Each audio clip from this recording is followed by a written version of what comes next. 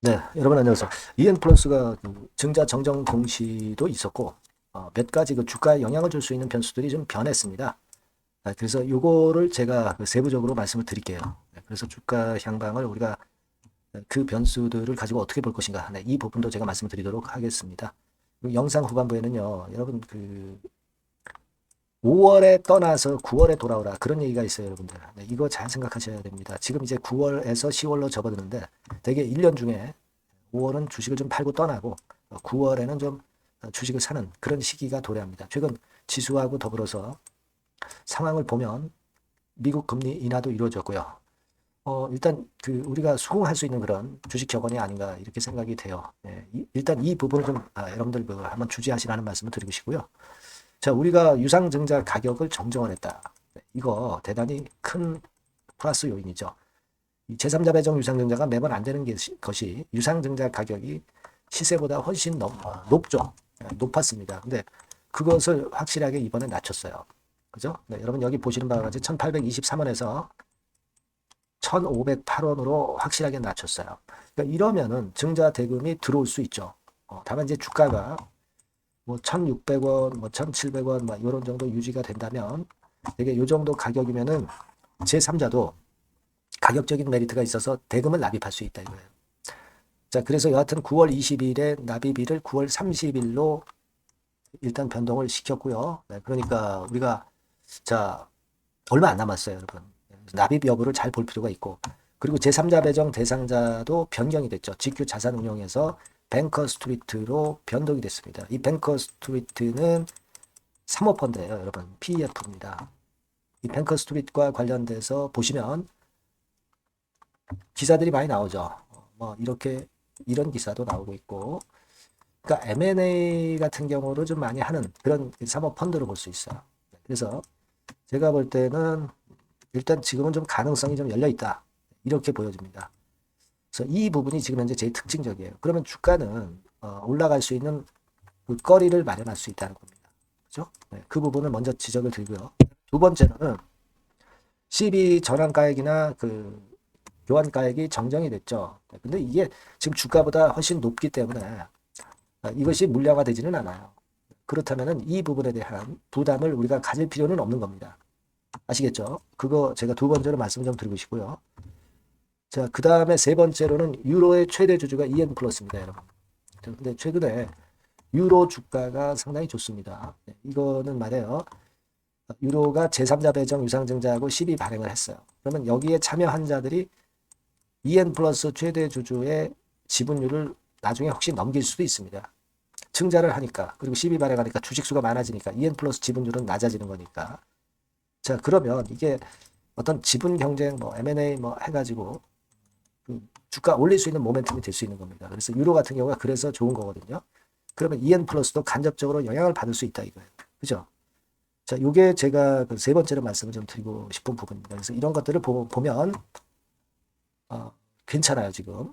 좀 낮았습니다. 그리고 여러분들 뭐 잘 아시겠지만 그 저 유가 자 2차 전지 쪽 네, 이쪽이 최근에 좀 흐름이 좀 나아지고 있죠. 네, 오늘도 보면은 에코프로 BM 네, 이런 종목들 2차 전지 관련주들의 행보가 최근에 좀 살아나고 있어요. 워낙 많이 내렸기 때문에 이제는 악재가 통하지 않고 호재가 민감할 수 있는 부분이에요. 이걸 생각하셔야 되고요. 그죠? 그게 네 번째로 제가 말씀드리고 싶은 강조사항이고, 그 다음에 다섯 번째로 말씀을 드릴 부분은요. 외인들이 계속 팔지 않느냐. 근데요, 외인들 지분은 지금 거의 다 빠져나갔어요. 이런 식으로. 이제 얼마 안 남았거든요. 지금 보면 EN 플러스 외인 지분이 2.6%입니다. 이 얘기는 외인들 지분이 빠져나가면 그만큼 외인 매물 압박 없어져서 개인 큰 손들이 주도를 할 수 있어요. 주가를 만들 수 있다는 얘기예요. 그죠, 여러분? 그래서 이 한 다섯 가지 요인들을 보면 가능성이 좀 열리고 있지 않나. 이런 생각도 하거든요. 그러니까, 요 부분들의 변화사항을 여러분들이 그 나타났을 때 빨리빨리 숙지를 하시고 인지를 하셔서 혹시 매매할 수 있는 상황이라면 긴급 매매 사인을 받는 게 좋습니다. 요 두 가지 부분은 제가 여러분들을 많이 도와드릴 겁니다. 그러니까 도움을 좀 받으실 분들은 그냥 EN 플러스라고 문자 주시면 제가 최선을 다해서 도와드릴 거예요. 바뀐 새로운 번호, 요 번호로. 주신 분들에게는 제가 지속적으로 업데이트를 드릴 거고, 그러면 아마 매매가 좀 수월하실 거예요. 아시겠죠? 꼭 문자 부탁드리고요. 그리고 제가 매집주를 소개해 드린다고 그랬어요. 요거 한번 해 보실 필요 있습니다. 이번 달에 매집해서 9월 달에 매집해서 10월, 11월에 크게 터트릴 종목. 요거 지금부터 소개를 해드릴 테니까. 자, 요거는 꼭 잘 하셔가지고 좋은 도움이 좀 됐으면 좋겠어요. 그리고 여러분들의 구독, 좋아요, 알림 설정은 매우 도움이 되고 있습니다. 많은 참여 부탁드리고요. 문자 꼭 주시기 바랍니다. 자, 그럼 매집주 지금부터 말씀드릴게요. 네, 여러분 매집주 말씀을 드리는데, 매집주라는 것은 조금씩 모아가서 크게 터트리는 종목이죠.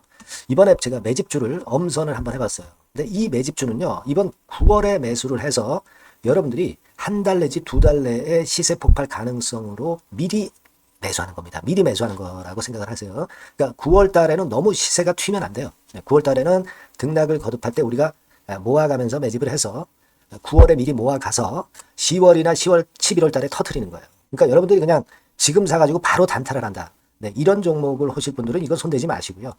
이런 정도의 계획을 갖고 계신 분들, 여기에 동의하시는 분들은 매집주 이거 한번 해보실 필요가 있다 이거예요. 네, 그게 중요한 거죠. 여러분들 뭐 단타 매매한다고 해서 그게 돈 됩니까? 따라다니다가 결국 이제 불나방처럼 이제 타 죽는 거죠. 그러니까 우리는 계획을 세워서 매매를 해야 됩니다. 근데 요번에 제가 말씀드릴 거는 이제 특히 워런 버핏형 조건에 만족이 되는 그런 종목들 중에서 하나를 엄선을 했어요. 여러분들 잘 아시지만은 이 워런 버핏이 실적이 제대로 되거나 큰 꿈이 있거나 이런 종목 아니면 손대지 않죠. 부실한 잡주 절대 손대지 않습니다. 그러니까 버핏형 조건을 만족한 종목 중에서 엄선을 하는 거예요. 아시겠습니까? 여러분들 이거 버핏형 조건이 뭔지를 아십니까? 뭐 그래도 여러분들 좀 알고 가셔야 되지 않습니까? 매매하더라도 그죠? 네. 그래서 그 제가 말씀을 좀 드리면 뭐 이런 식이죠.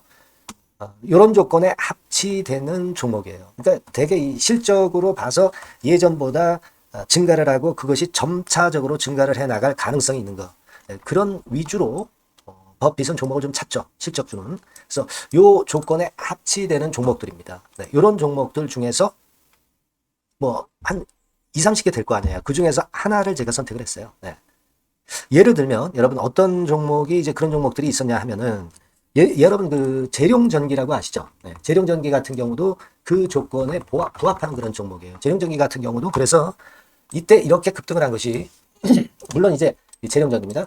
이슈도 작용이 됐지만 워런 버핏형 실적 조건을 만족했기 때문에 더 크게 급등을 해서 결국 한 6배 정도 난 거예요. 네. 실적에다가 이슈까지 이제 플러스 돼서 6배 정도 시세를 이렇게 났던 종목이고, 그리고 예를 들어서 보면은 이제 아이패밀리라고 있어요. 네, 아이패밀리 같은 경우도 요것도 그 조건에 부합하는 종목인데 여기서부터 여기까지 시세 터졌죠. 네, 물론 이제 이슈도 가미가 됐지만 결국 그런 식으로 해서 한 서너 배 정도 시세를 냈던 것이 바로 아이패밀리스. 그죠? 네. 그리고 또 하나 예를 들면 여러분들 그 화장품주 중에서 클래시스라고 있죠. 클래시스 같은 경우도 궁극적으로 화장품주 이제 올랐다기보다 화장품주 섹터에 오름세 영향을 받았다기보다는 여기서 이렇게 오른 것은 단독적인 시세를 낸 거죠. 네, 이게 아까 말씀드린 워런 버핏형 조건에 합치되는 종목이기 때문에 이런 큰 시세를 낸 거예요. 아시겠습니까? 네.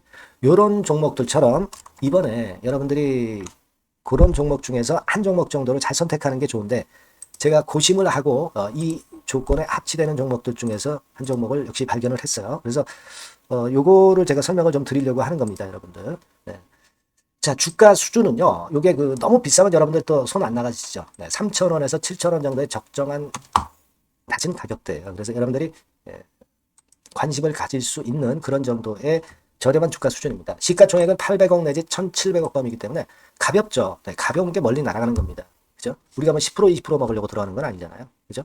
네, 목표 가격이 현 시세 대비해서 더블 정도를 목표로 하기 때문에 그런 정도라면 좀 가벼워야 된다는 거죠. 네, 그런 측면이고, 제약바이오 헬스케어 섹터입니다. 근데 여러분들이 그냥 꿈만 갖고 있는 제약바이오 헬스케어 종목들은 필요가 없어요. 네, 리스크가 일단 없어야 돼. 그죠? 리스크가 없는 쪽에서 실적이 겸비가 된 거. 아까 워런 버핏형 조건이 이제 바로 그거 아닙니까? 예, 그런 쪽에서 제가 선택을 해봤어요. 유보율 같은 경우도 400 내지 600%대. 높은 건 아니지만 재무적으로 안정되어 있다는 거죠. 타인 자본 많이 안 쓰죠. 부채 비율이 한 40%, 70%대니까.